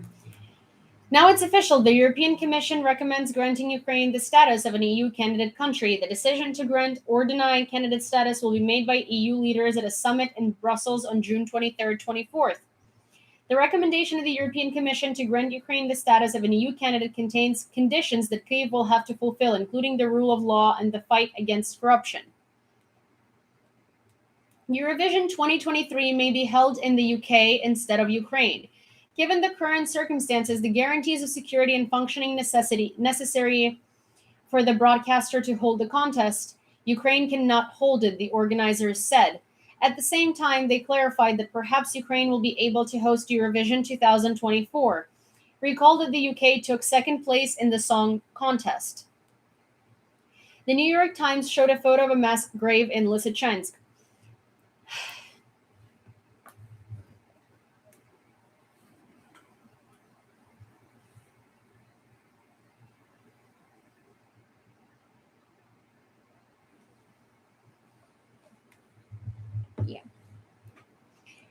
Ukraine introduces a visa regime for Russian citizens in the framework of counteracting unprecedented threats to the national security, sovereignty, and territorial integrity of our state. He suggested that the Cabinet of Ministers consider revising the regime of entry of Russian citizens into Ukraine. And today, the Cabinet of Ministers must make this important decision. According to the planned decision of the Cabinet of Ministers from July 1st, 2022, Ukraine will introduce a visa entry regime for Russian citizens. Yay. I would literally not even let them in, but Zelensky reacted to the decision of the European Commission to recommend granting Ukraine the status of a candidate country for EU accession. This is the first step towards EU membership, which will certainly bring our victory closer. I look forward to the positive results of the European Council next week. An outbreak of infection in Mariupol. The city was closed for quarantine. Access to the river and the sea was limited. As Mayor Vadim Boychenko said, Mariupol is on the verge of cholera and dysentery outbreaks. There are thousands of spontaneous burials in the city. There is no sewage system. Now the temperature is rising and it's starting to rain. All eroded soil ends up in rivers, wells, and springs where people get their water from. This can result in thousands of deaths of Mariupol residents. 100,000 people are simply kept in a ghetto. The vast majority of them are seniors. They want to leave, but they can't. The mayor's office also added that the invaders began to limit the military settlement from the inhabitants of the city in order to somehow protect their own lives. At the same time, they do not take any actions to secure Mariupol residents. This is where people are washing their stuff, and this is where people are taking drinking water from. And this is because there is no other choice.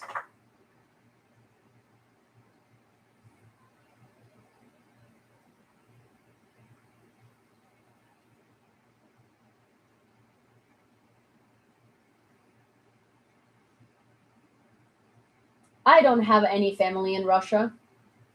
Yes, Russians and Ukrainians sometimes have families on both sides because Soviet Union, but it doesn't matter. I know that you probably didn't mean anything negative by it, but it literally doesn't matter.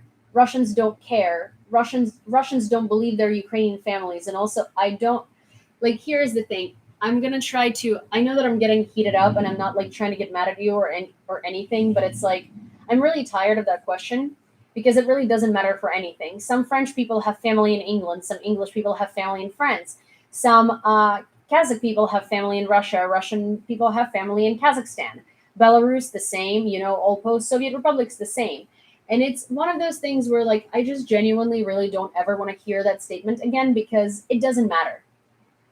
Russian people do not care about their Ukrainian families. Russian people do not care about Ukrainians. The only reason we have Russian relatives sometimes is because Soviet Union forced us to. And yeah,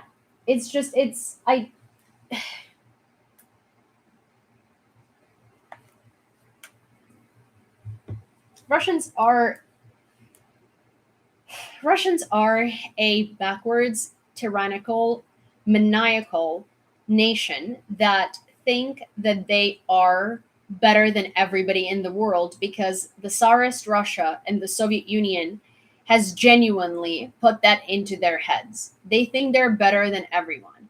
If you think about it, every time Russian people come here, they talk about how much better they are mathematically, physics, and all of this stuff, and they just laugh at the US. They think that everybody is stupid, right?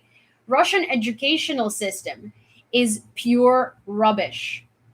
Like, yes, like math is good and physics is good. Everything else, they're not being educated. They can't even speak English properly, although they take it for 11 years in school. And most of the nation barely speaks it, right? Their educational system is not even below, like, I don't even think it's below. Well, Bologna actually rejected them having Bologna system, but their education system is really bad. It's really corrupt. Most people buy their diplomas. So it's like Russians think that they're on top of the world. Russians don't care about their Ukrainian relatives because, well, the Russians who moved to Ukraine, like, what a terrible choice. And the people who are Ukrainian are just beneath them. No, I know, but it doesn't matter. It literally doesn't matter. Yes, Russians need to have visas to enter Ukraine because it's another collective we thing where Ukraine had literally no restrictions for Russians to enter. We're separate countries. Why would we not have any restrictions for Russians to enter? I'm not like saying this to you. I'm just saying this in general, that this should have been done a long time ago. Russia shelled Chernihiv region with old ammunition with leaflets for the Chechen Republic. So they were used in the 90s. Estonia built the first fortified section of the border with Russia ahead of schedule. The arrangement of the border section was planned to be completed in 2023, but thanks to good weather conditions and a fast pace, the construction was already completed. Yeah, see, Estonia could build a border wall within a month and not spend $8 billion on it. So, for all of those of you who even wanted a wall with Mexico, which that doesn't solve anything, and that's the dumbest waste of money, of budget money I've ever seen, but also, like, in 4 years of Trump presidency, $8 billion have been collected on the wall, but the wall wasn't even built. Where did that money go? That could have gone for education. That could have gone for solving homelessness. That could have gone for anything. And yet we were building a wall with Mexico for $8 billion. And guess who didn't pay for it? Mexico. You know why? Because they shouldn't. Did it just get shady in here? Yes. Caesar in action at the Ukrainian front. The Ukrainian Defense Ministry showed how our defenders covered an area where the enemy concentrated more than 15 units of weapons and military equipment with one salvo of 6 Caesars. Yes, see? The armed forces of Ukraine repelled the attack and pushed back the invaders in the area of Zolote-Luhansk region, the Speaker of the Ministry of Defense, Alexander Motuzyanek, at a briefing. Oh my gosh. We'll have to react. Lukashenko said about Poland allegedly wanting to take over the western part of Ukraine while Ukraine is going to shoot at Mosul. Next is a quote from Lukashenko himself.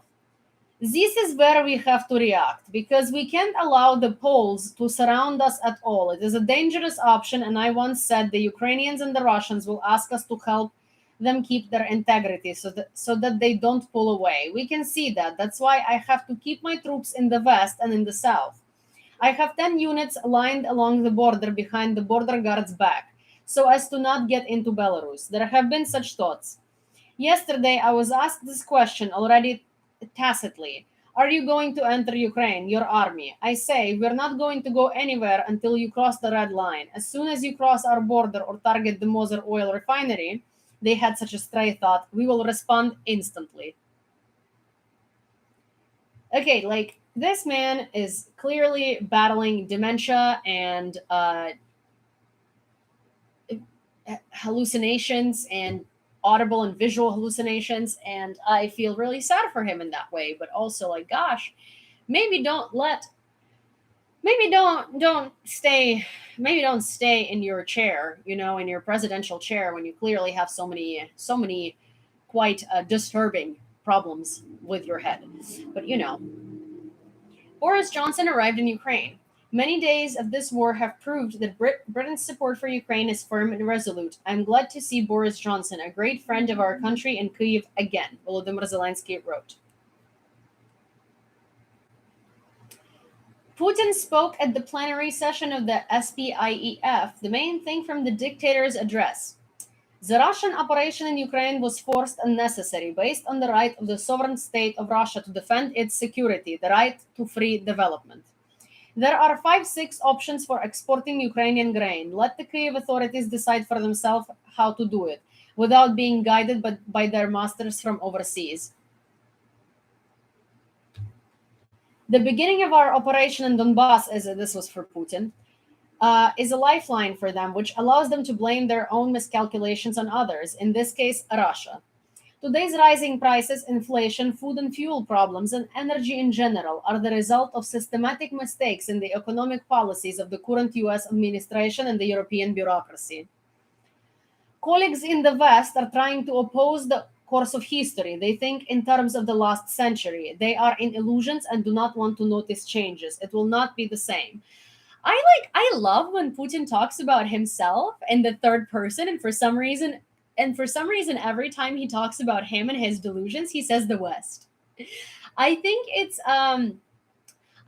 honestly one of those things where when you're that old and when you have, there is like this one thing we say in Ukraine, marazm. It's basically like dementia, but in a very profound degree. I think it's very interesting how his dementia is taking over his soul, and he just says the West instead of himself, because he's clearly talking about himself and how crazy and delusional he is, right? And how he lives in the past century, and how he is trying to dictate to Ukraine what to do with our grain and stuff. But for some reason, I love how he refers to himself with this pet name, the West. It's very nice, very nice. Does clearly show that he's out of his goddamn mind and his marbles are a little bit tingling in different directions, but it is what it is. Head of the presidential office, Andriy Yermak, published a photo of Boris Johnson's meeting with Volodymyr Zelensky at the president's office. They discussed the need to supply heavy weapons and air defense systems, economic support for Ukraine, increasing sanctions pressure on Russia, in particular the proposals of the Yermak International Group, security guarantees for Ukraine, the need for Russia to compensate for the damage done to our states. Cities of Ukraine before and after destruction and or occupation. No comments.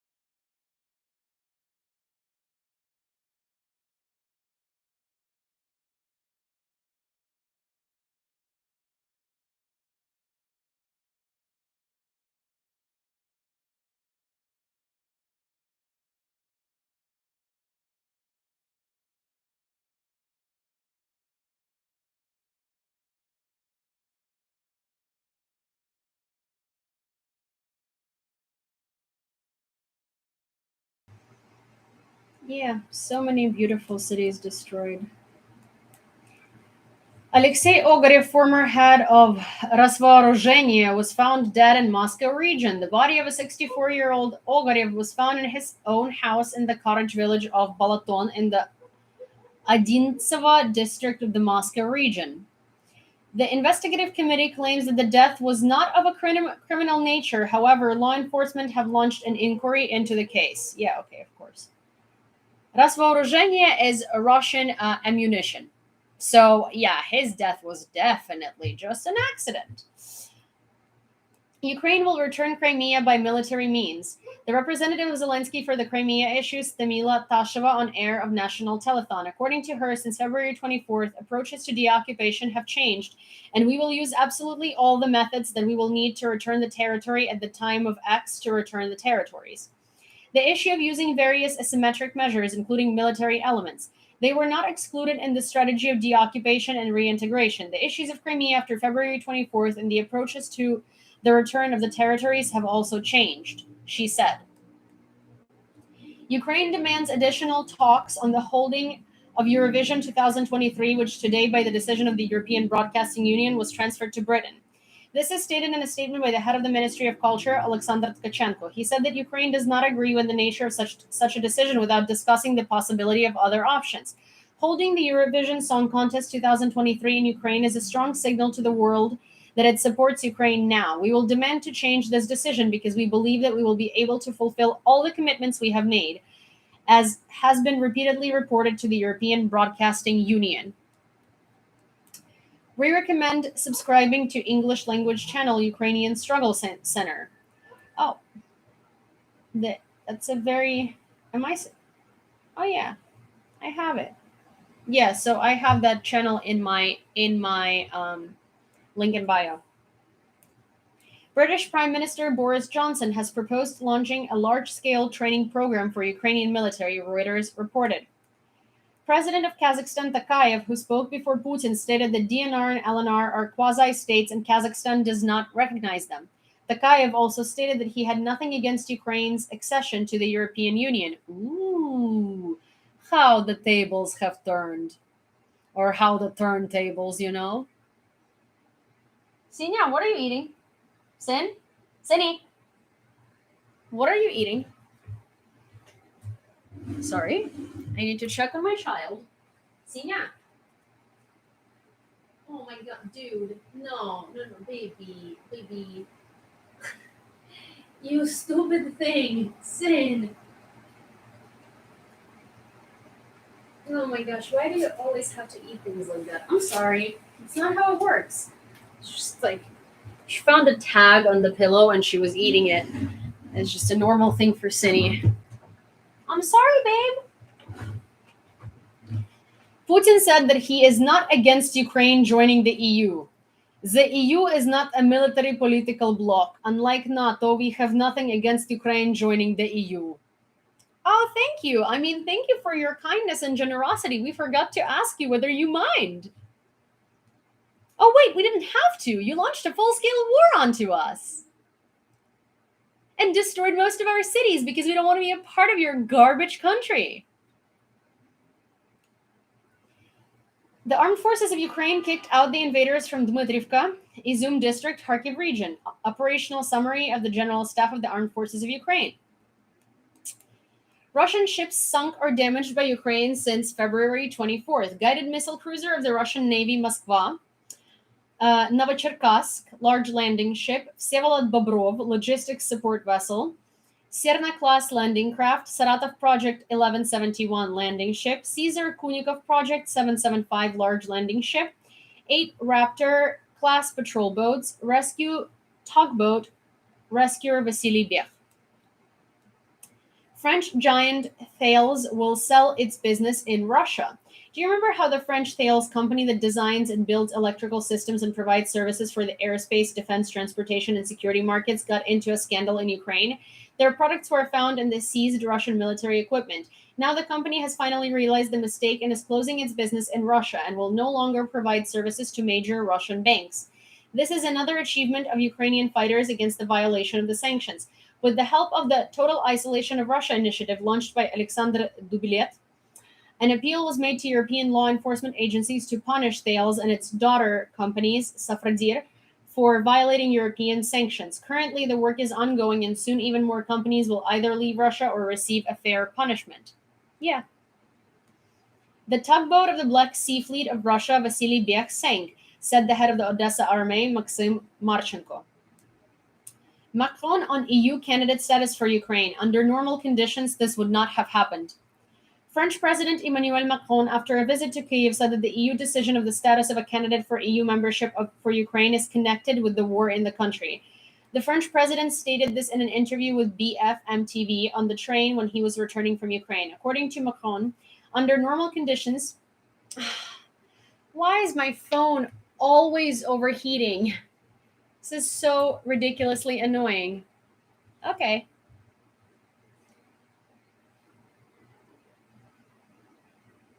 Yes, so Kat or any of the moderators, if you are still on the if you are here and you're also on TikTok, or if one of you is here and also on TikTok, and you could let them know that my phone just overheated, I will be back in a couple of minutes. I love that my phone does that to me. It's so nice.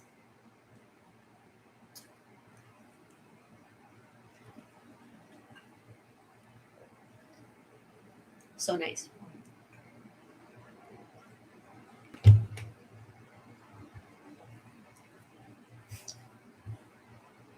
I love that Kat knows. Kat is such a mom.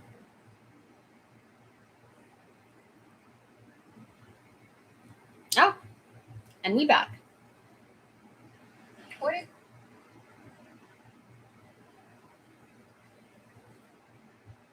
Okay, my phone overheated as per usual. You know what? I'm going to put it over here now. Yes. Okay, so according to Macron, thank you, Kat.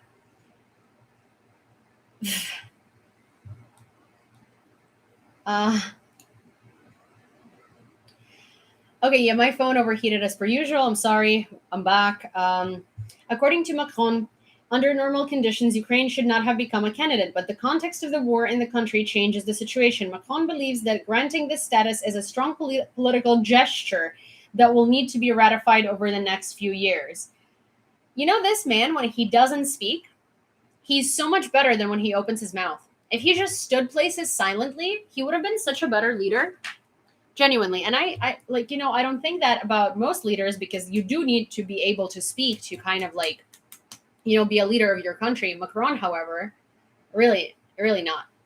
I feel like if he stays silent most of the time, it's so much better. Like, so much better. Maybe. But also, another unrelated thing that I forgot to mention, remember the painting that I got yesterday from a Ukrainian painter who just gifted it to me? So, we have spoken, and he has offered me a 25% discount code for his Etsy store for you guys if you're interested in buying his painting. So I'm going to be posting it on Patreon first, and then I'm going to be releasing it to the public in a little bit. Time to put a fan on Amazon wish list. Volodymyr Zelensky took a walk around Kyiv with Boris Johnson. Residents of the villages in the Mykolaiv area, which were liberated from invaders, still recover from the experienced hell brought by the Russian world. Entrepreneur Alexander spoke about the torture and mockery of the invaders because he owned a black and red flag. They put me near an acacia tree. I stood there for 2 hours under the barrels of machine guns. They threatened to shoot me because I had a machine gun. I showed them the papers that I had the right to own a weapon. They put me by a tree and shouted that I shouldn't move or shake my head. But the wind was blowing on one side of my face, and I told them I couldn't stand like that anymore. One of them shouted, "Stand or I will shoot." 2 Russians were standing in front of me with machine guns. They put me on the front of the armored personnel carrier like a wedding doll and took me to ride around the village for people to see. Later, they let me go. They tortured me some. I was saying, just shoot me. I don't care if I die tomorrow or today. What is the difference? They said, go home, old man. I had just come home when they found a red and black bandera flag in my car. They put a bag on my head, wrapped the packing tape around, threw me in the car like a stick, and took me back to the village council.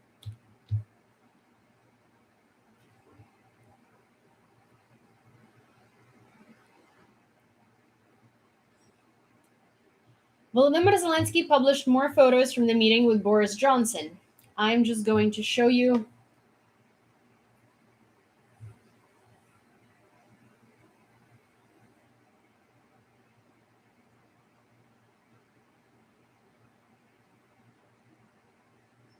some of them.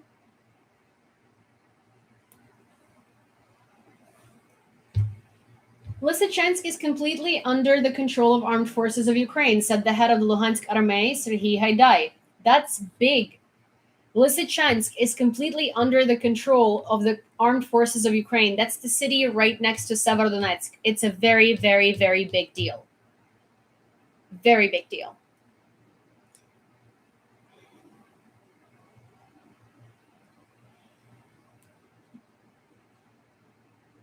The enemy fired on the Krasnopol community of the Sumy region today, the head of the army, Dmytro Zhivitsky. In the afternoon, 2 enemy drones flew into the territory, one of which dropped an explosive device and the other was destroyed. Ukraine has already lost 400 tanks and 1,300 armored vehicles, Ground Forces Logistics Commander Volodymyr Karpenko in an interview with the National Defense magazine. According to him, Ukraine has already lost 400 tanks, 1,300 armored vehicles, and 700 artillery units. The commander added that the loss of equipment is 30, 40, sometimes up to 50% a result of active combat. Ukrainian defenders continue to hold back the aggressor in the area of responsibility of the Operational Tactical Group East.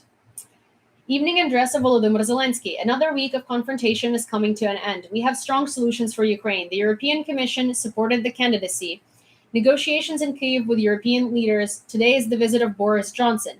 And of course, I'm especially glad to announce that Tyra, a Ukrainian doctor and volunteer, Yulia, has been released. She's already at home. We will continue to work to take away all our people and to get even more positive decisions for Ukraine. So Tyra has been released. She's an army medic, and she has been captured by the Russians. And we were very worried about her because she could have been tortured. We didn't know what was happening to her, but today she was released and she's back home to Ukraine. The main topics of the address of Volodymyr Zelensky noted the positive decision of the European Commission of candidacy for Ukraine. We just have to wait for the decision of the European Council next week.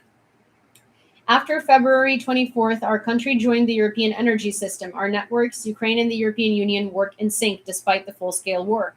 The government of Ukraine today canceled the visa-free regime agreement with the Russian Federation. Now the visa regime will work from July 1st. It is difficult to overestimate the symbolism of what happened today. We managed to free Tyra, Ukrainian paramedic Yulia, from captivity. Tyra is at home. The new geography of the Russian elite. They are no longer allowed in Europe. Prior to the invasion of Ukraine, private jets from Moscow flew to Paris, Milan, and Geneva more than anywhere else, according to data published by the New York Times. But after February 24th, when Europe began to close its airspace to Russian aircraft, wealthy Russians began to fly to other places, to Central Asia and the Middle East first of all. By May, a new geography of the Russian elite has emerged. According to nearly 2,000 flights analyzed by the New York Times, this world has one clear center: Dubai. Western sanctions in connection with the war in Ukraine have been able to radically change the lives and habits of the Russian elite. It is expected that 15,000 billionaires will leave Russia for permanent residence.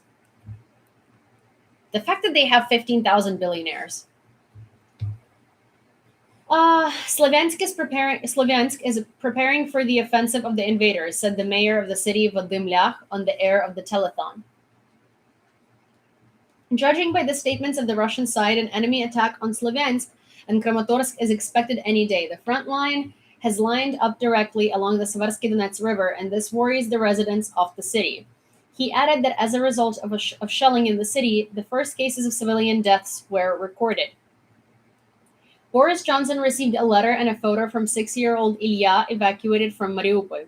The Prime Minister of Britain received the original and the translation, Ukrzaliznytsia reported. But as it turned out on the train, Mr. Johnson reads Ukrainian. Interesting.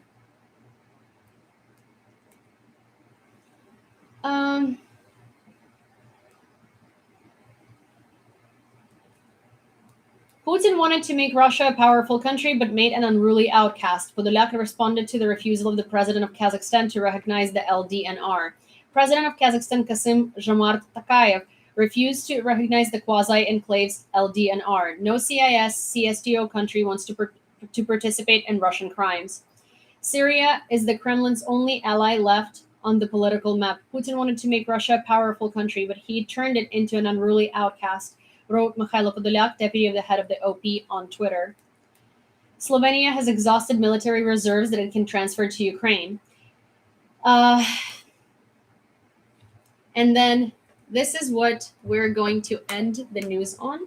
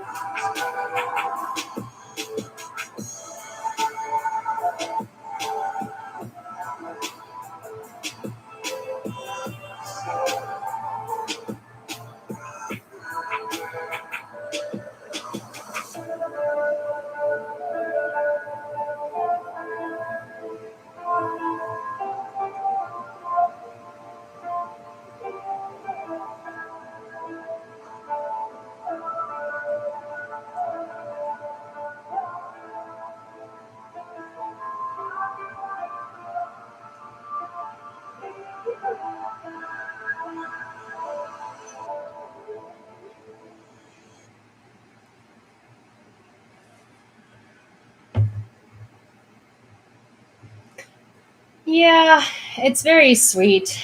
And it would be much better if more Ukrainian guys were able to come back home, but it's not always so nice and so good on that front, you know. Sometimes they don't, and it's really sad.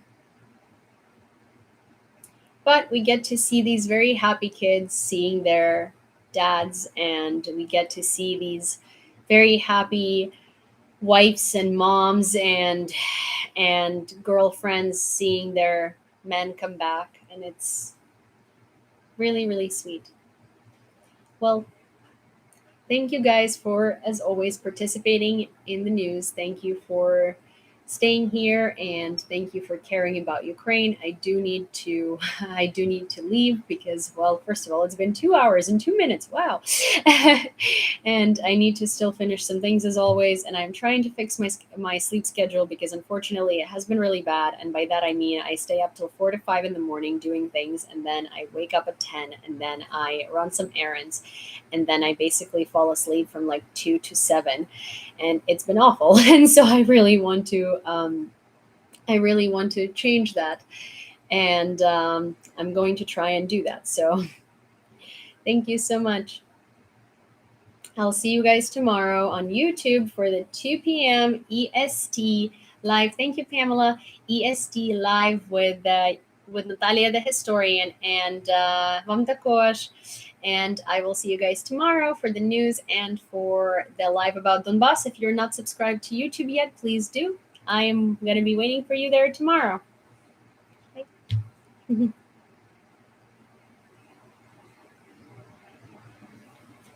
Bye. How do I? Oh. Bye, guys.